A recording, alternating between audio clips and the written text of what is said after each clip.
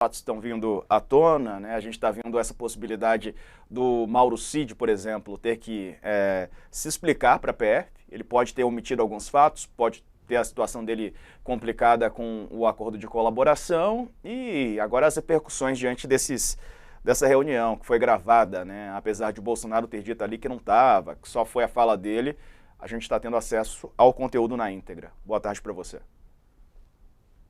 Boa tarde, Diego. Boa tarde a todos e todas. É o que eu falei ontem aqui, né? Eu falei assim que, olha, o bolsonarismo, né? Ele estava operando, né? Ele opera normalmente entre a burrice e a autoconfiança, muitas vezes, né? O que é o que a gente viu nessa reunião, né? O pessoal falando livremente, o pessoal falando claramente. Tinha o Mauro Cid gravando a reunião a pedido do Bolsonaro. Né, o Bolsonaro mesmo tem um pedacinho do vídeo que eu assisti, ele fala, não, tá gravando não, porque a minha parte que eu pedi aí.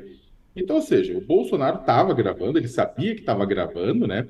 Então, você gravando um vídeo com declarações de teor golpista, ou a pessoa é burra ou ela é autoconfiante demais, né? Então, ela vai operar nesse limbo, assim. De qualquer maneira, pouco importa se ela é burra ou se ela é autoconfiante, o que importa na prática é que isso é material para a Polícia Federal, é material para investigação, é material para comprovar as intenções golpistas, né? E também a omissão. Eu acho que tem um ponto importante, Diego, que a gente fala sempre, a gente passou o dia de ontem, hoje novamente, depois a gente vai poder falar mais sobre isso, falando dos militares que foram omissos, né? Ou houve militares golpistas, ou houve militares omissos, se eles não fossem omissos, declarava prisão quando ouvisse o colega conspirando, né? Não houve isso, muito pelo contrário.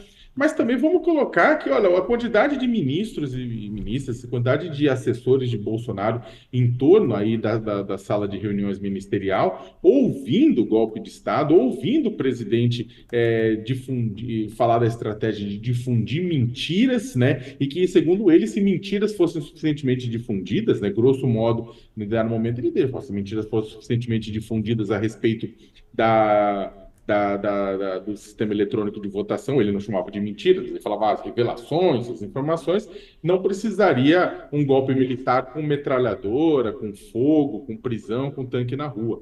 Né? Ele deixou bem claro isso. Né? A tentativa, na verdade, inicial era exatamente via isso, falou da reunião dos embaixadores e tudo isso mais. O ponto que eu estou querendo dizer é que é o seguinte: todo mundo que estava aí ouviu essa conversa, todo mundo que estava aí ouviu essa conversa golpista, foi chamado a participar da conversa golpista. Há, inclusive, na decisão do Moraes, um trecho, dizendo que, olha, todo mundo, os 23 ministros aqui, eu quero que eles repitam isso e levem adiante. Se não quiser, vai ter que falar comigo, ou seja, se não quiser, tá fora. E aí o pessoal aceitou. A gente precisa parar na República Brasileira de considerar omissão uma coisa menor. Né? Não foram só os militares que foram omissos. Aí você tem todo o gabinete ministerial de Jair Bolsonaro ouviu um plano golpista e permaneceu no governo. Quanto, tipo, o gabinete se juntou e pediu coletivamente demissão? Se não pediu coletivamente demissão, é que esperava se beneficiar com aquilo. Porque, caso contrário, qualquer republicano diria: não, não dá, não dá mais. É claro que o pessoal não fez isso, o pessoal sabia onde estava se metendo quando resolveu fazer parte do governo Jair Messias Bolsonaro.